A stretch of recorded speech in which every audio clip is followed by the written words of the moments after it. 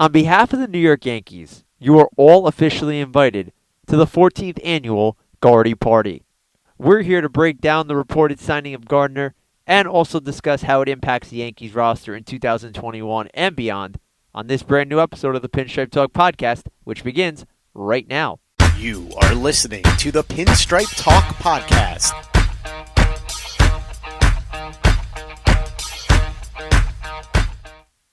Hello, everybody, and welcome to yet another edition of the Pinstripe Talk podcast, powered to you by Delahanty Media. I'm your host, Nick Delahanty. A little bit of a special episode is obviously we just released an episode 3 days ago, but there is some big news out of New York Yankees camp.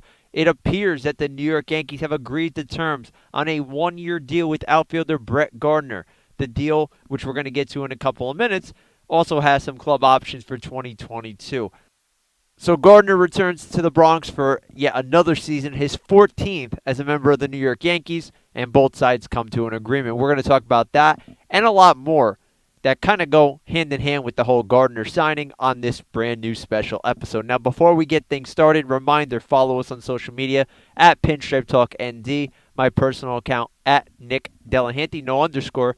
Don't worry about that. Changed up the Twitter handle in case you didn't hear already. And again, we're on Facebook by searching up Pinstripe Talk Podcast, on Instagram, Delahanty Media, and also on YouTube, Delahanty Media as well. And again, we want to hear your thoughts. What do you think of the whole Brett Gardner deal? Do you like it? Do you love it? Do you hate it? Let us know your thoughts. Use social media to let us know what you think about this deal. And as always, we thank all our loyal listeners for tuning in. If you're new to the program, we thank you for taking some time to talk some Yankees baseball with us. Find our show on all podcasting platforms. Subscribe, rate, and review on Apple Podcasts and Spotify. And find our video channel of the show on YouTube, like I said, at Delahanty Media. So let's get this show rolling.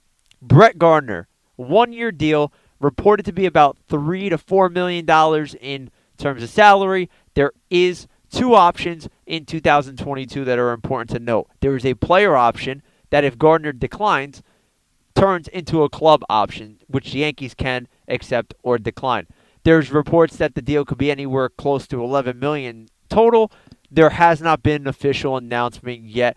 Multiple sources have said that the deal is agreed upon. The Yankees just haven't made the official announcement. And when the official announcement comes, they're going to have to make some roster moves. And they already have to add Justin Wilson. They're going to have to add Brett Gardner as well. So we'll kind of talk about that in a little bit as well. And I've said it before, and I don't want to be crucified by Yankees faithful here, but I just didn't think at first that a reunion with Gardner made sense, and here's why. First and foremost, before I get into anything in regards to this topic, I am a big Brett Gardner fan. I appreciate what he's done for the organization. I appreciate the way he goes about his business. I love the leadership quality he brings to the table. But heading into the offseason, if you would have asked me a couple of months ago, I would have told you that I think that the Yankees could look elsewhere.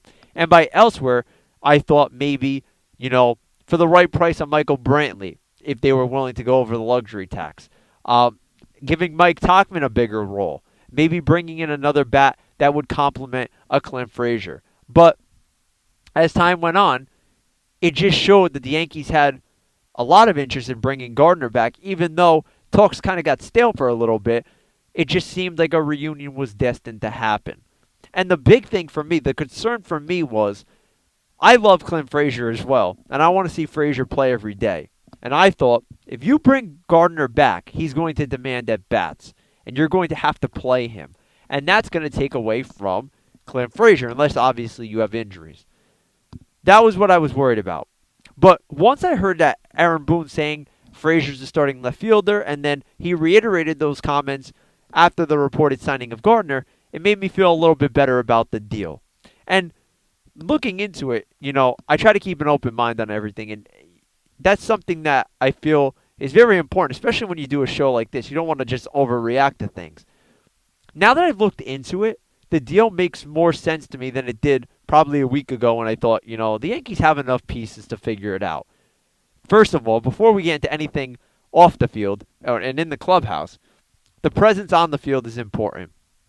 We know the injuries the Yankees have had in the past. Judge, Hicks, Stanton. These are all guys that have injury past. So to have a guy like Gardner who's durable, plays every day if you need him to, it is a valuable tool. And yes, I firmly believe Aaron Boone and the Yankees saying that Clint Frazier's your everyday left fielder. I firmly believe that. But I don't think that Frazier's going to see every bit of his at-bats in left field, and here's why. In order to get everybody at-bats and to keep everybody fresh, you're going to see some shuffling within the Yankees outfield. You're going to see Frazier play left field and right field.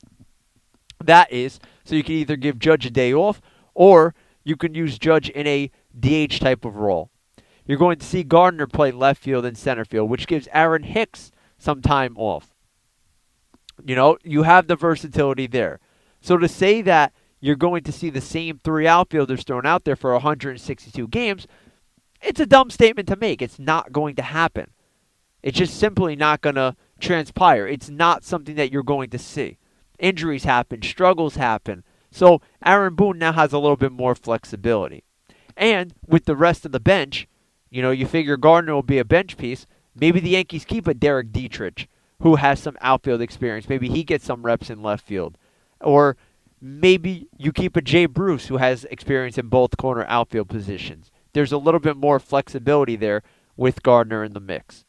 And, maybe even Tauchman stays. And we're going to get to him in a little bit because he's a very interesting candidate that, I feel is impacted by this move in general. So, did some research, obviously, because, why would I do a show without giving some research? Gardner, going into his age 37-year-old season, has been with the Yankees since 2005. Remember, he was their third-round pick out of the College of Charleston. So he's been around the Yankees a long time. He's their well-known veteran, has a World Series under his belt, and it would be really great if the Yankees could send him out on top if this ends up being his last year. Who knows what Gardner's thinking moving forward. Maybe he can end his career with the Yankees by winning another World Series title to give him two in his career. Now, Baseball Reference does a great job of projecting what players are going to do throughout a regular season. And what I did was I looked at his projections and I kind of took them as a whole. They project Gardner to hit 232, get 468 plate appearances. Now, if you look at that number, 468 plate appearances seems like a lot, right? But if you take 468, and now I'm going to test your math knowledge here. We're a show of many types of, hats and different roles here. That totals out to 117 games if it's 4 at-bats per game, right? So that's a number that's logical. It makes a lot of sense. We've seen Aaron Hicks miss time. We've seen Aaron Judge miss time. We haven't gotten a full 162 out of Clint Frazier yet. So coming off a year where you're in a shortened season, it's good to have that veteran presence in the mix with Gardner. And now, mind you, Gardner hit 223 in a 49-game shortened season last year. Usually sits around the 250 to 260 mark. Had a couple of years where you could say that wasn't the case. But if you can get, Gardner to hit 230, 240, they project him to hit 16 homers. I think the Yankees will sign up for that any day. We've seen a couple of seasons where he's hit over 15 homers. He actually has 4 of those seasons. So it's logical, especially in Yankee Stadium. So if you get that production out of Gardner in that quote-unquote backup role, that's going to be very valuable. And again, I hate to consider it a backup role because I think that he's going to be more of a fourth starter type of thing, where he's going to play essentially on a regular basis, maybe 4 to 5 times a week, and you're going to see him shuffled around left and center field and then give guys some rest. So it makes sense in that aspect. Now, here's the side where it doesn't really make sense to me.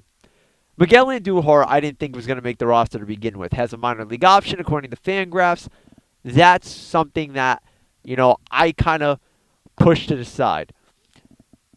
But Mike Tauchman, who is out of options, I just feel like he's destined to be traded now. And I don't know what the Yankees' thought process is with Tauchman. Maybe they don't think that he's the guy that they want as the fourth outfielder, per se. Or maybe they're envisioning a situation where Tauchman's your quote-unquote fifth outfielder and you keep all these guys in the mix knowing that you've had some injuries in the past. It's a tricky situation because Tauchman's out of options. It's not like you could stash him in the minor leagues like a Miguel Andujar. Does Cashman turn around and say, look, I have Tauchman, I have Albert Abreu, who's a young right-handed pitcher that have no more minor league options.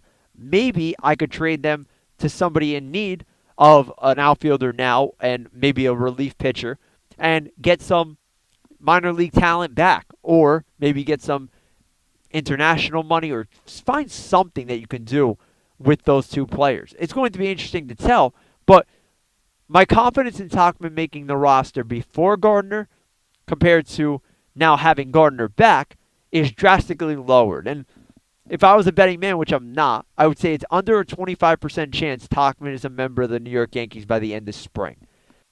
I don't know what the Yankees thought process is on Tauchman. You know, if you're looking at it from a perspective, yes, a lefty hitting outfielder, also much younger as he's entering his age 30-year-old season. Over his time with the Yankees, 268 batting average, has shown some power. I don't know if the Yankees thought process is with him. Maybe they do keep Gardner and Tauchman on the bench and go four-man bench. Utilize Wade as your super utility guy, knowing that DJ LeMahieu can play first base. You have some flexibility there with Wade. There's a lot of pieces that are going to be impacted by this, but I think that this signing impacts Tauchman the most because he's a guy that now seemed to have a certain spot on the roster, as the Yankees reported to spring training a couple of days ago. Now that's a little bit more in question, and I'm sure that maybe somebody has an injury in spring and they say, look, we need another outfielder. Tauchman's a guy we see some high upside with. He's under club control until 2025. He's a guy that we think we can work with. And maybe the Yankees get something good for him. Or they hold on to him knowing that the injury history has been a complete burden lately, and they figure Tauchman will get his chance at some given point. But I'm interested to see how that plays out. Keep an eye on Tauchman as spring training goes along, because I can easily see him as a guy who could be traded. And I think that's my biggest concern is, you know, it's not like you could stash Tauchman, like I said, in the minors, and it's kind of a situation where you don't want to give up depth and then a week later somebody goes down with an injury, knock on wood. But I understand the logic of bringing Gardner back. I understand how it impacts them on the field and especially off the field. And that's where I want to get to, off the field. If you've watched recently, if you've listened recently, it seems like the Yankees clubhouse is a little bit split on Domingo Germán's return. And remember, Germán missed the whole 2020 season with the domestic violence case. Seems like some Yankees, especially Zach Britton, who spoke out to the media recently, are not very happy with Germán and don't approve of what he did, and rightly so. There's no room for domestic violence in our world, and I think that's something that's very important to know. But I am a firm believer everybody deserves a second chance. It's just very weird seeing Germán post on social media, and there's been a lot of questionable things he's done.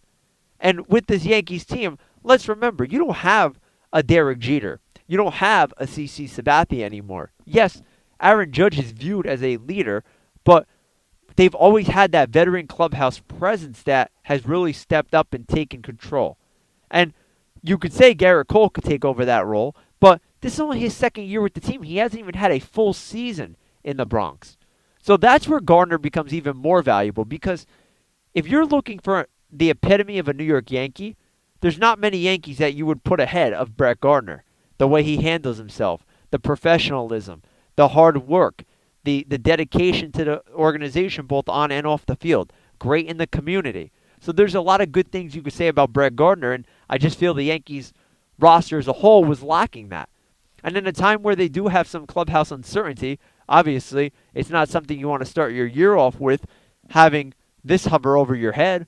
But I think that having Gardner in the mix will kind of get everybody back on track. He's the type of guy that could keep your clubhouse culture strong. So that's something from day one. You're not going to win a World Series if your clubhouse culture is not there. It's a frustrating thing to think about, but it's so valid and so true in our world. Good culture brings good results. And that's what the Yankees are trying to emulate and to build, is that good culture.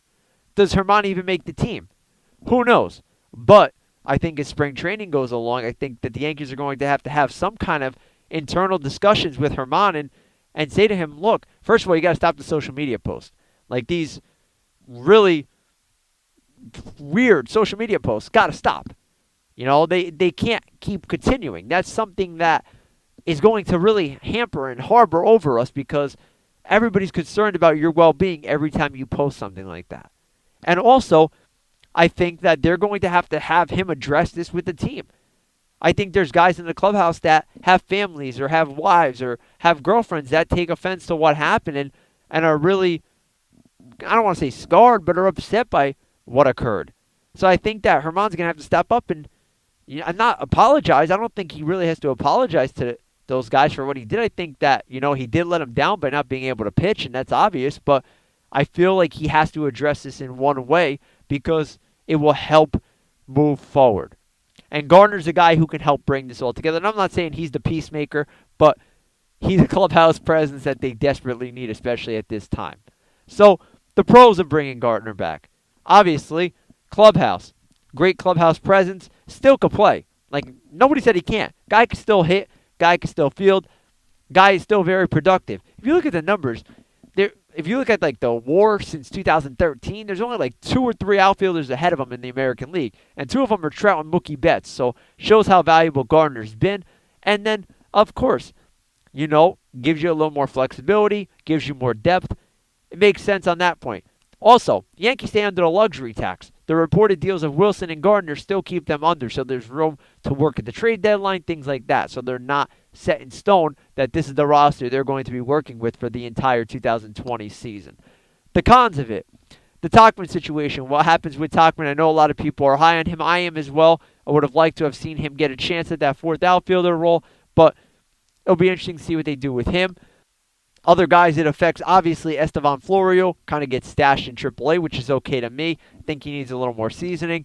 Miguel Andujar seems like even less likely for him to make the roster. I had him at close to 0% anyway. I would say unless somebody gets hurt in spring training, again, knock on wood, that's going to be a 0 for me as well again. And Greg Allen, who I think the Yankees will eventually DFA. Greg Allen, who they acquired during the offseason, and DFA is, of course, designate for assignment, which gives the team 10 days to trade or release him or outright him to the minor leagues if he accepts a minor league assignment. So there are a couple of guys that get impacted, but like I said on social media, and you can follow me on Twitter to see it, I finally feel like the Yankees roster is close to complete. And I feel like they don't have to do anything else, and obviously unless there's injuries, before they head into the 2021 season. Now I feel like all the question marks are gone. Cashman did a great job this offseason addressing the needs, staying under the luxury tax. He was given a tough task by staying under the luxury tax of $210 million and did a great job. Dumped out Avino's contract, got 2 relievers in return. Brought back the team's MVP in DJ LeMahieu, was able to reunite with Gardner. Yeah, they lost guys like Tanaka that, fans loved, but you bring in a Corey Kluber and a Jameson Taillon who could probably and most likely fill the void if healthy. So I love what Cashman did this offseason, but I feel like you could finally say it's complete and you could look ahead towards spring training. And I have to be completely honest with you. Our next show, which is going to air within the next week or so, I don't want to bombard you with too many shows at once, but our next show is going to be my roster prediction for opening day. 26-man roster. I already started it, but I have to tell you, past years it was a little more tricky. Some things you have to determine, the end of the rotation type thing, but right now I'm stuck at 25 and I have 1 spot to go. So I have a beautiful roster. Pretty easy for me, to be quite honest with you, but there's a couple of question marks, and we're going to obviously talk about that on that next show. But Gardy Party is back. Year 14. Let us know what you think. You heard what I had to think about it. I'm a little up and down on it, but overall, I do love Gardner. Sign me up for another year of Gardy Party. Let's see what he can do. Let's hopefully see him in a 4th outfielder role where Judge and Frazier and Hicks can stay healthy and you just mix and match throughout the year to keep everybody fresh. But, we're the team of injuries lately, so you never know what to expect. But as always, hit us up on social media at Pinstripe Talk ND, my personal account at Nick Delahanty. On Facebook, look up Pinstripe Talk Podcast. And again, we're on Instagram, Delahanty Media. If you're listening to our audio feed, check out our YouTube feed. Go to Delahanty Media on YouTube to find that.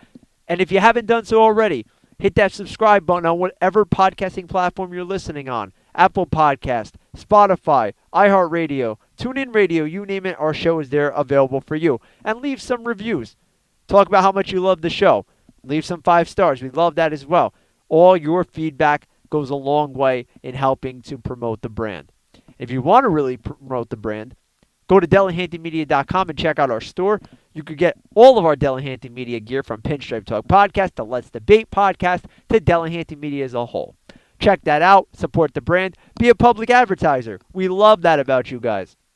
As always, it's very fun to talk Yankees baseball with you as spring training's in gear. I don't know about you guys, but I've been on Twitter. I've been glued to it, trying to see all the latest updates and see who's in the greatest shape for their lives and check out all the videos and interviews that are going on. I just love this time of year because I know that in essentially a little over a month, the New York Yankees will take the field in a regular season game in the Bronx against the Toronto Blue Jays on April 1st, and I am so excited for that.